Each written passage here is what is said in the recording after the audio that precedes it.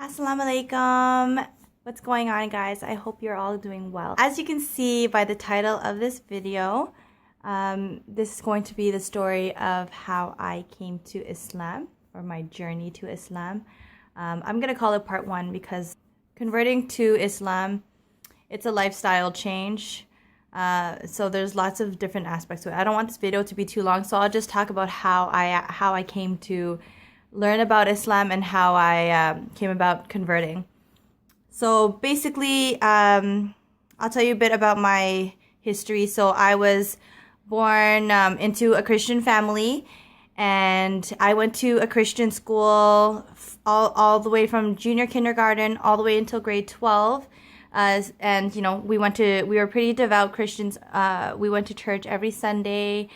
We went to church for any sort of like milestones, like weddings, or holidays like Christmas and Easter and whatnot. So I know a lot about Christianity, and everyone I know growing up was Christian, or even now still is Christian. When I was about 15, 16 years old, I started to question Christianity, mainly because I was a little bit creeped out by the statues in the, like, so I don't know if you've ever been into a church, but if you have, you'll realize there's statues. There's like, that are all over the church, like the Jesus on the crucifix and whatnot. So it's a little graphic, and I don't know, it made me very uncomfortable, but you know, Christians believe that Jesus is God. So obviously they're going to have stuff like that, inside of their place of worship.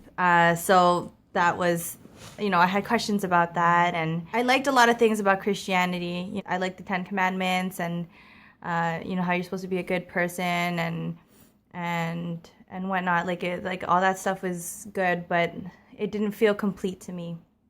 Something was missing, and I just started to not care too much about religion in general when I was a teen.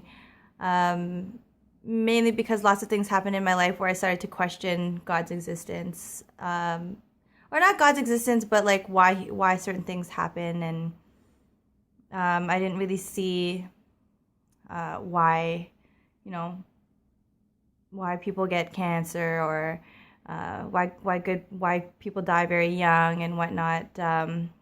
Why there are bad people on earth and whatnot. Like, if there's a God, why wouldn't He just make everyone good, right? But we're all made with a free will, right? So some people are going to go by the devil, and some people are going to go by God, and we need to realize these things. So anyways, I knew about those things, but then I decided I didn't want to go to church anymore. And so I stopped going to church and got into lots of different fights with my parents because they, you know, it was an every week thing. Every Sunday we would go. And so I would, you know, be like, no, I have too much homework or whatnot. I would make excuses. And anytime I did go, it was only to make my parents happy, which in my opinion is probably, that's worse, right? You should go for God. You shouldn't go to make anyone happy. You should go for yourself, and you go for God. So anyways, when I was in post-secondary, I learned a little bit, like when I was in university, I learned a little bit about Islam because there were dawah groups at, or dawah clubs at my school. So they would be handing out little Qur'ans or little pamphlets. And so those groups would come and give dawah to people. And I learned a little bit about Islam at that point, but I don't think it was my time to come to Islam yet.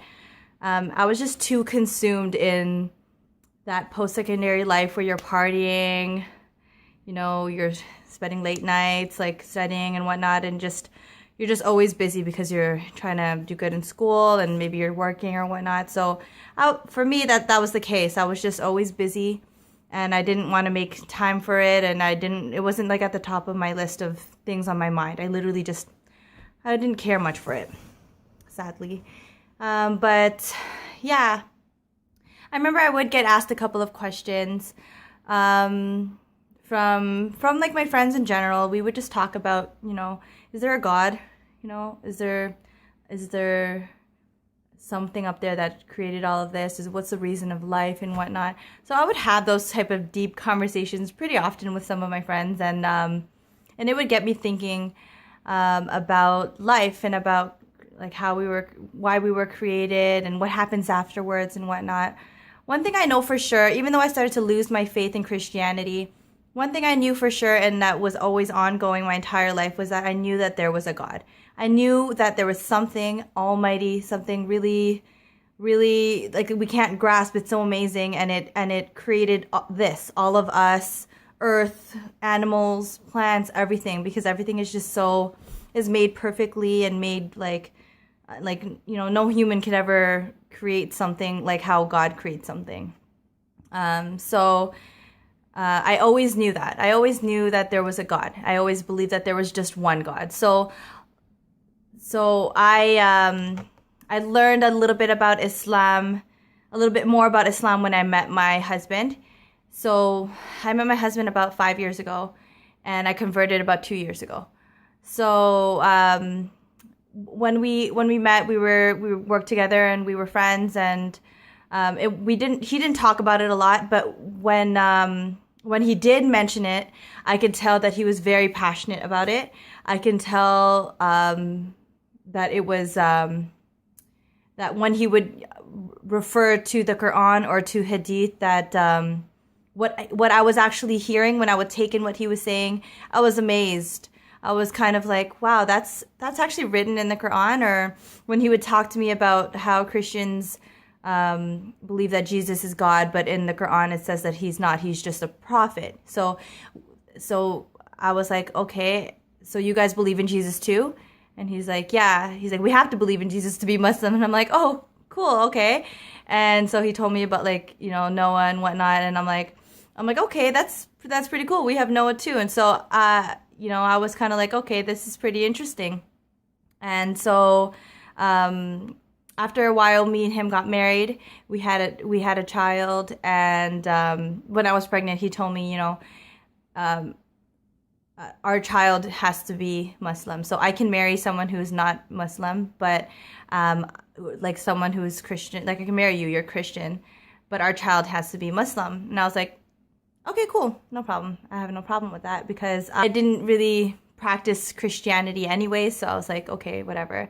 But a part of me was like, I want to know what Muslims believe, so I know, what my children are going to believe in and whatnot. So I was curious. I picked up a Quran. I downloaded a Quran on my phone, and I would read from it. There was a year span, or a year and a half, when I started to research Islam. I was reading the Quran. I was watching lectures on YouTube. I was just reading stuff online and just trying to educate myself, because I wanted to know more about it. And what I found was amazing. I mean, the proofs in the scientific proofs inside of the Quran are amazing. Like, I'll make a video of, I'll make a few videos of things that I find in the Quran that, like, the whole thing amazes me, but I'll talk about specific things. But basically, let's just say I read the Quran and I fell in love. I literally was amazed. I was like, this is the book of the rules and the guidelines of how to live your life. This is the book that, it just made so much sense to me, and it resonated with me that it's the truth. I knew in my heart when I was reading it, like, I would feel it in my heart, like, this is true, this is real. I don't know, it's just this feeling, this overwhelming feeling inside that, like, this is what I've been searching for. I was, something was filling inside of my heart, and, I think it was just God opening my heart and opening my eyes to the beauty of Islam. And, I fell in love. I started to read more about hadiths and about hijab, because I knew that, it's mandatory if you're a woman, if you're an Islamic woman, and you've hit past puberty, that you need to wear hijab. You need to cover your hair, cover your chest, whatnot, and be modest, not just in what's on your head, but just in your actions and whatnot. So I thought that was beautiful. I thought that was great, that, like, you didn't have to be seen by your beauty, because obviously we're all created beautiful, and people do stare and whatnot. So it makes people not think about they think about more about your character than about your beauty, which is, I think that's great. I love that.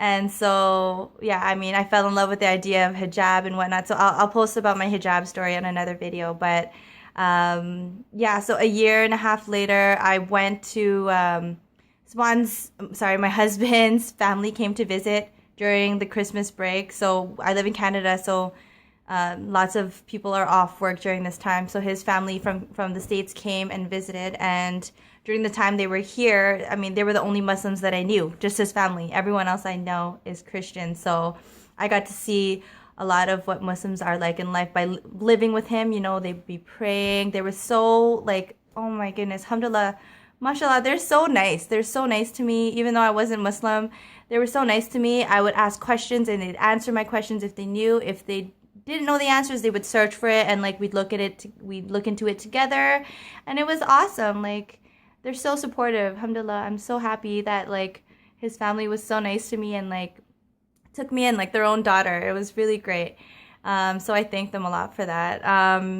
But yeah, like my nanabu, or my husband's grandfather, we call him nanabu. So nanabu got us tickets to the Riz convention, which is a convention. It's called Rising the Islamic Spirit. It's a convention that happens in Toronto. I think it happens in other places too, but this happens in Toronto usually every like around like Christmas time. And it's a 3-day event where people, Islamic scholars or speakers, come and they speak about Islam. They have certain topics that they talk about. So he got us tickets to it, and that was the weekend that I started to wear hijab.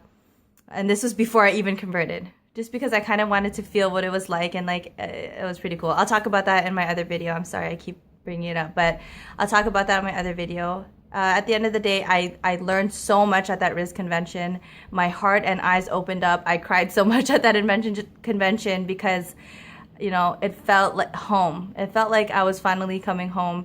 All this information that I was learning was just making so much sense to me, and I felt in my heart that it was right. So maybe a week after Riz, I decided, you know, what am I waiting for? Why didn't I convert yet? You know, I totally believe it. I believe La ilaha illallah Muhammadan Rasulullah. I believe God. There's only one God, and Prophet Muhammad sallallahu alaihi wasallam, peace be upon him, is the last and final messenger. So I told my husband I want to convert to Islam, and he was very happy. I don't know. I guess he maybe saw it coming because he knew I was looking into it, but he was happy that I actually wanted to go and take my shahada and whatnot.